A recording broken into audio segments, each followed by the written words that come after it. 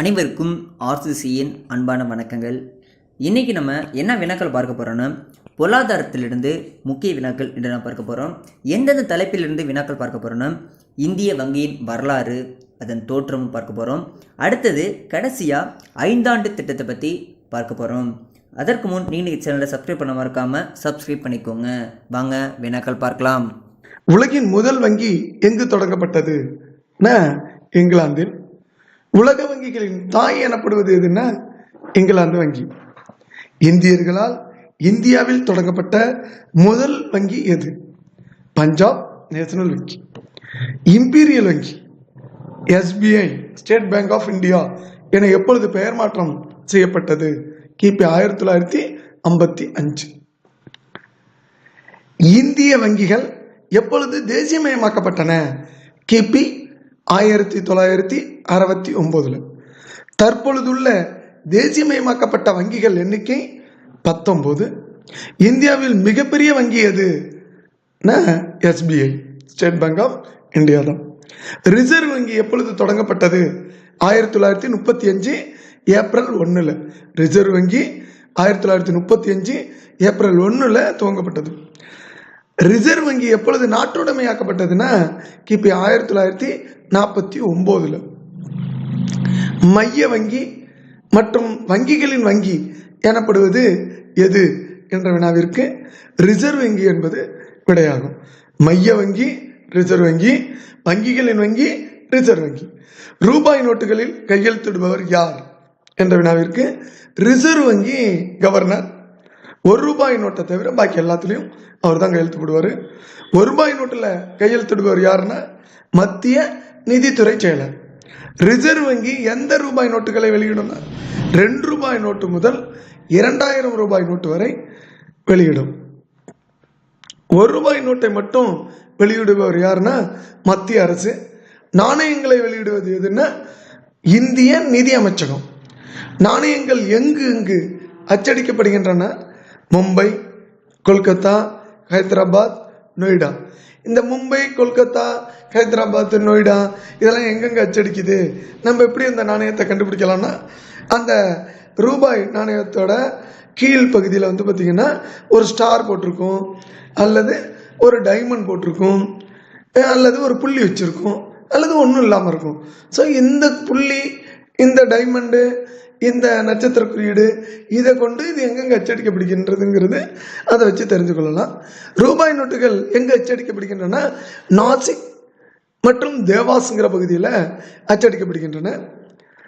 அப்புறம் நம்ம வீட்டுகளுக்கு பயன்படுத்தக்கூடிய பத்திரங்கள் அல்லது ரிஜிஸ்ட்ரேஷன் டிபார்ட்மெண்ட்டில் பயன்படுத்தக்கூடிய அந்த பத்திரங்கள் எங்கே அச்சடிக்கப்படுகின்றாங்கன்னா நாசிக் என்ற இடத்துல அச்சடிக்கப்படுகிறது.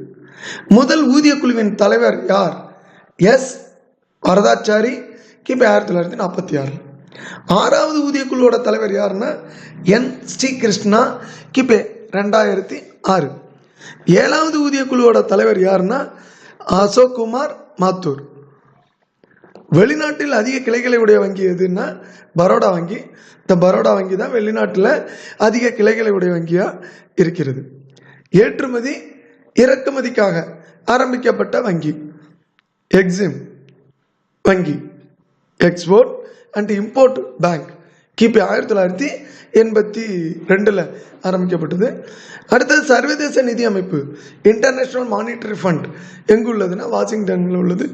இதுதான் உலக வங்கி. உலக வங்கி எதுன்னா அந்த வாஷிங்டனில் உள்ள வங்கி தான்.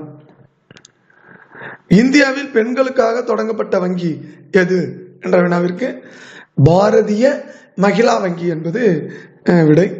பாரதிய மகிழா வங்கியோட முதல் தலைவர் யார்? உஷா அனந்த சுப்பிரமணியம். பாரதிய மகிழா வங்கியின் முதல் தலைவர் உஷா ஆனந்த் சுப்பிரமணியம். LIC இந்திய ஆயில் காப்பீட்டு கழகம் எப்பொழுது ஆரம்பிக்கப்பட்டது? கிபி 1956 செப்டம்பர் 1. இன்றளவுக்கும் மிக சிறப்பாக செயல்படக்கூடிய இந்திய ஆயுள் காப்பீட்டு கழகம் LIC. அதில் நம்மெல்லாம் இணைந்து நம்மளுடைய பல்வேறு கட்ட முதலீடுகளுக்கு, அரசாங்க முதலீடுகளுக்கு எல்ஐசியில் போடக்கூடிய தொகையை வச்சு தான் பெரிய பெரிய பாலங்கள், பெரிய பெரிய கட்டடங்கள், பெரிய பெரிய தொழிற்சாலைகள், பெரிய பெரிய சாலைகள், நாற்கரை சாலை, எல்லா தங்க நாற்கரை சாலை, இந்த திட்டங்களுக்கெல்லாம் அந்த எல்ஐசி தான் தன்னுடைய தொகைகளை கொடுத்து நாட்டை செம்மைப்படுத்துவதற்கு எல்ஐசி உதவுகிறது. அடுத்து இந்திய தொழில் மேம்பாட்டு வங்கி IDBI கிபி 1964 ஆரம்பிக்கப்பட்டது. அடுத்து ICICI வங்கி, இது நீங்கள் இந்த பிரைவேட் வங்கின்னு தயவு செய்து நினச்சிடாதீங்க. இது இந்திய தொழிலுக்காக தொடங்கப்பட்ட ஒரு வங்கி. இது கிபி 1955 ஆரம்பிக்கப்பட்ட வங்கி.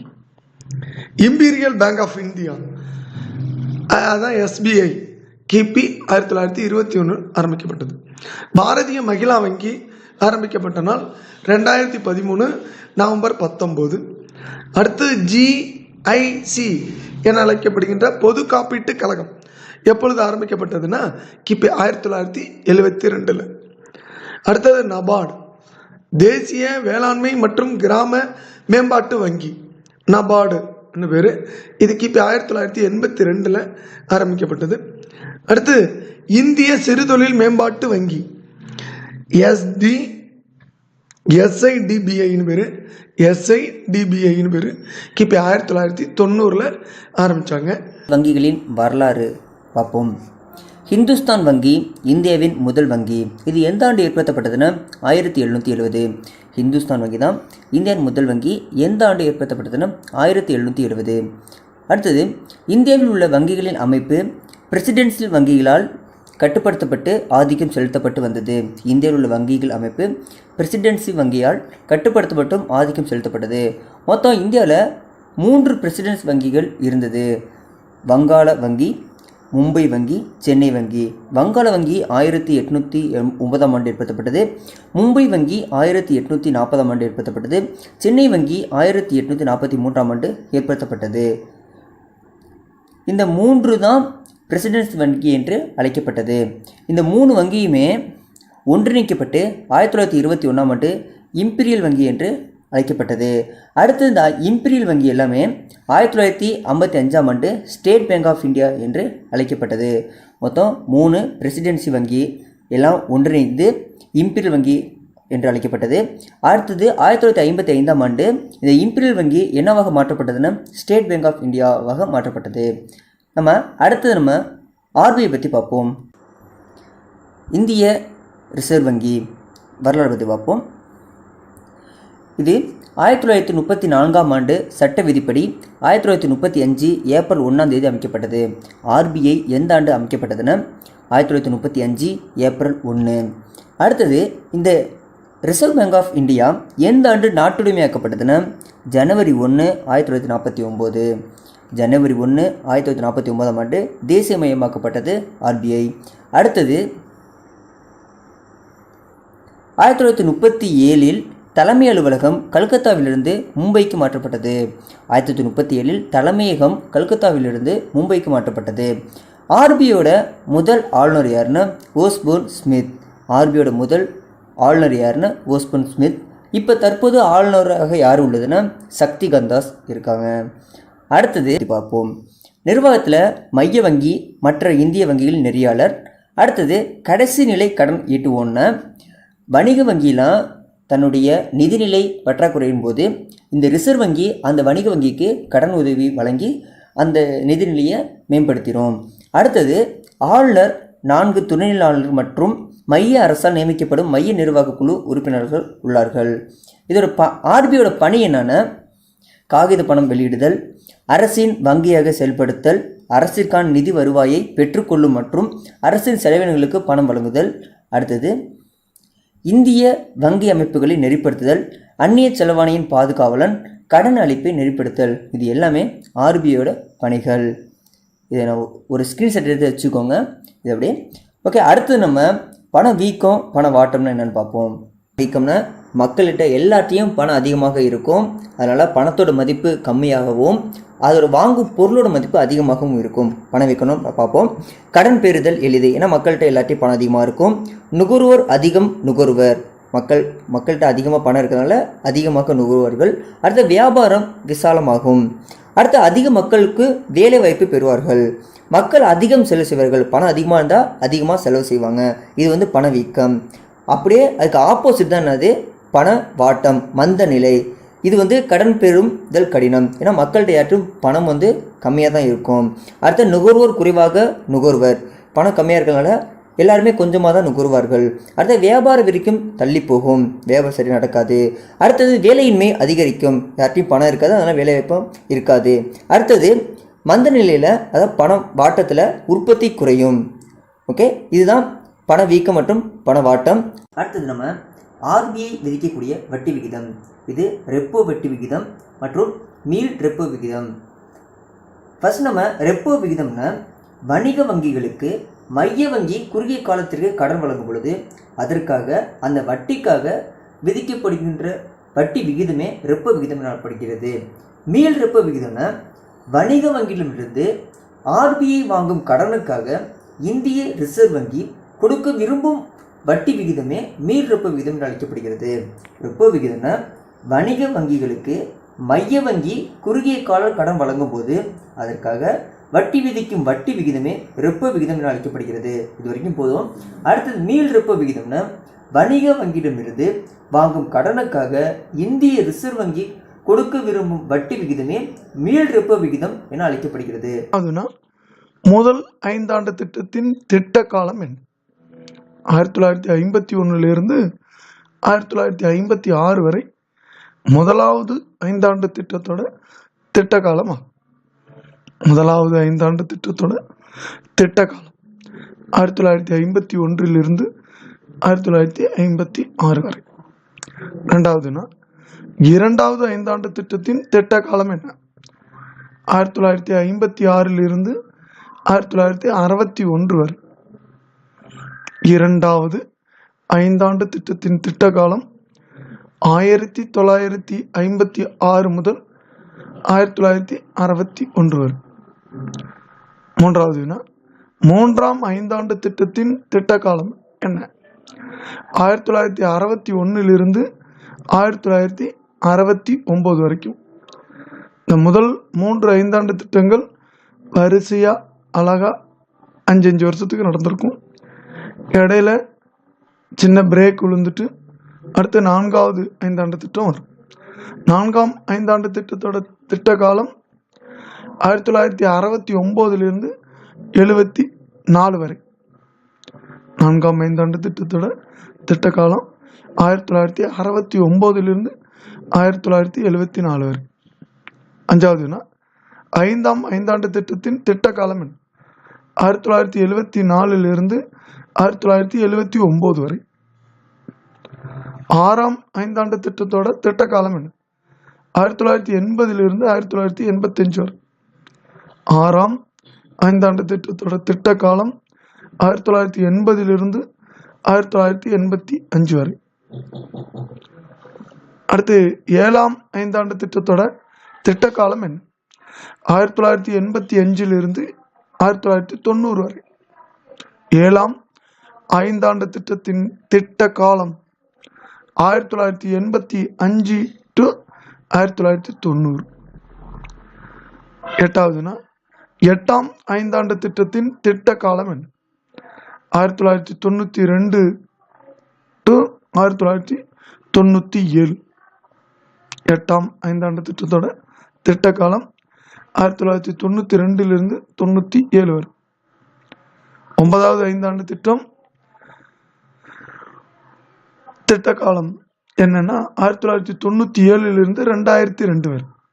9ஆம் 5 ஆண்டு திட்டத்தின் திட்ட காலம் 1997 2002 வரை. 10வதுனா 10ஆம் 5 ஆண்டு திட்டத்தோட திட்ட காலம் என்ன?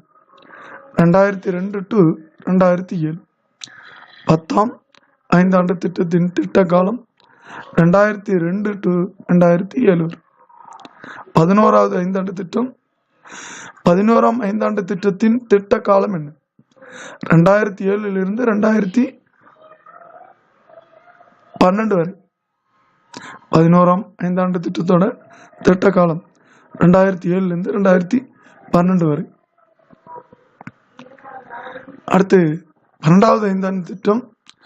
12ஆம் ஐந்தாண்டு திட்டத்தோட திட்ட காலம் 2012லிருந்து 2017 வரை. அதோட இந்த ஐந்தாண்டு திட்டம் நிறுத்தப்படுகிறது. இப்போ நீதி ஆயோக் என்ற புதிய அமைப்பை ஏற்படுத்தி அதன் மூலம் திட்டங்கள் திட்டப்படுகின்றன. 13வது முதல் ஐந்தாண்டு திட்டத்தின் பெயர் என்ன? ஹெரால்டு டூமா மாதிரி என்ற பெயர். முதலாவது ஐந்தாண்டு திட்டத்தோட பெயர் ஹெரால்டு டூமா மாதிரி. 14வது முதல் ஐந்தாண்டு திட்டத்தின் முன்னுரிமை துறை எது? விவசாயம். முதல் ஐந்தாண்டு திட்டத்தில் விவசாயத்துக்கு தான் முன்னுரிமை கொடுத்தாங்க. 15வது முதல் ஐந்தாண்டு திட்டத்தினை பாதித்த முக்கிய காரணிகள் எவை? முதல் ஐந்தாண்டு திட்டத்தில் விவசாயத்துக்கு முன்னுரிமை கொடுத்தாங்க, இலக்கை எட்ட முடிஞ்சதுன்னா முடியல. அதுக்கு காரணம் என்னன்னா அகதிகள் வருகை, பணவீக்கம், உணவு பற்றாக்குறை. இந்த காரணங்களால் முதல் ஐந்தாண்டு திட்டம் முழுமையாக வெற்றி பெறாமல் போயிட்டு. அடுத்து 16வது இரண்டாம் ஐந்தாண்டு திட்டத்தின் பெயர் என்ன? மெகலோனோபிஸ் மாதிரின்னு பேர். இரண்டாவது ஐந்தாண்டு திட்டத்தோட பெயர் மெகலோனோபிஸ் மாதிரின்னு பேர். 17வது இரண்டாம் ஐந்தாண்டு திட்டத்தில் முன்னுரிமை துறை எது? கனரக வளர்ச்சி துறை.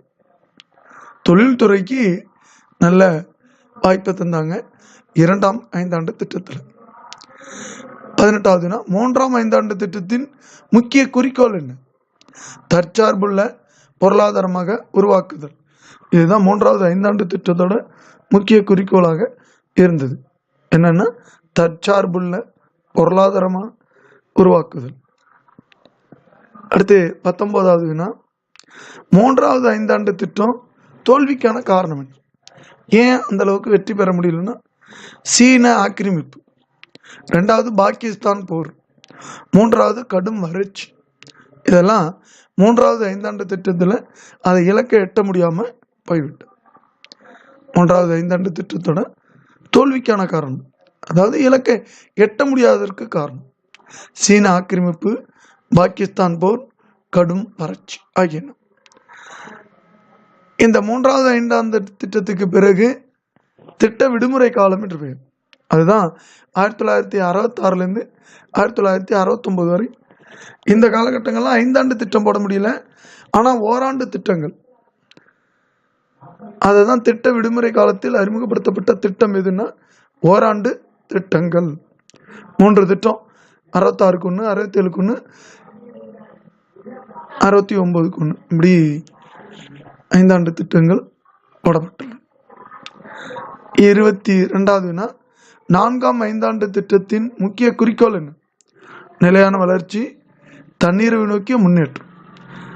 நான்காம் ஐந்தாண்டு திட்டத்தோட முக்கிய நோக்கம் நிலையான வளர்ச்சி, தன்னிறைவு நோக்கிய முன்னேற்றம்.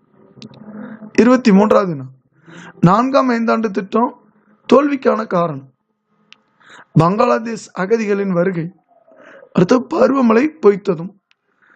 எந்த ஒரு நிகழ்வாக இருந்தாலும் நினைச்ச இலக்க 100% எட்ட முடியலன்னா அதை தோல்வின்னு சொல்கிறாங்க. அதன்படி பங்களாதேஷ் அகதிகளின் வருகை, பருவமழை பொய்த்தது. இந்த காரணத்தினால தான் ஐந்தாண்டு திட்டம் தோல்வி அடைந்ததா சொல்கிறாங்க. அடுத்து 24வது ஐந்தாம் ஐந்தாண்டு திட்டத்தின் முக்கிய குறிக்கோள் என்ன? வறுமை ஒழிப்பு, தண்ணீர் அடைதல். அதாவது அந்த வறுமை ஒழிப்பு மட்டுமே முக்கிய குறிக்கோளாக கொண்டிருந்தாங்க. அதான் வறுமையே வெளியேறு, கர்பி கட்டா என்ற சிறப்பு குறிக்கோளோட இந்த ஐந்தாண்டு திட்டம் நடைமுறைப்படுத்தப்பட்டது. 25வது 9வது ஐந்தாண்டு திட்டத்தின் நோக்கம் என்ன? வளர்ச்சியுடன் கூடிய சமுதாய நீதி மற்றும் சமத்துவம். இதுதான் 9வது ஐந்தாண்டு திட்டத்தோட நோக்கம். 26வது 11வது ஐந்தாண்டு திட்டத்தின் நோக்கம் என்ன? உள்ளடக்கிய வளர்ச்சி, இன்க்ளூசிவ் growthன்னு சொல்லுவாங்க. அதுவும் கடைசி நேரத்தில் எழுத்தறிவு விகிதத்தை 8.7% ஆக்க இலக்கு நிர்ணயம் பண்ணது தான் இந்த 11வது ஐந்தாண்டு திட்டத்தோட முக்கிய நோக்கமாகும். 27வது வினா, திட்டக்குழுவின் தலைவர் யார்? பிரதமர். திட்டக்குழுவோட தலைவர் பிரதமர். 28வது வினா, தேசிய வளர்ச்சி கவுன்சில் எப்பொழுது ஏற்படுத்தப்பட்டது? 1952 ஆகஸ்ட் 6. 29வது வினா, மாநில திட்டக்குழுவின் தலைவர் யார்? முதலமைச்சர். மாநில திட்டக்குழுவின் தலைவர் முதலமைச்சர். 30வது வினா, 5 ஆண்டு திட்டங்களை அங்கீகரிக்கும் அமைப்பு எது? தேசிய வளர்ச்சி கவுன்சில். தேசிய வளர்ச்சி கவுன்சில் தான் 5 ஆண்டு திட்டங்களுக்கான அங்கீகாரத்தை கொடுத்து அதுக்கான நிதியை கொடுக்கறதுக்கு பரிந்துரை செய்து. 31வது வினா, மக்கள் திட்டத்தை வெளியிட்டவர் யார்? 1945 எம்என் ராய்ங்கிறவர் தான் மக்கள் திட்டத்தை வெளியிட்டாங்க. 32வது வினா, சர்வோதயா திட்டத்தை வெளியிட்டவர் யாருன்னா 1950 ஜெயபிரகாஷ் நாராயணன் அவங்க தான் சர்வோதயா திட்டத்தை வெளியிட்டாங்க.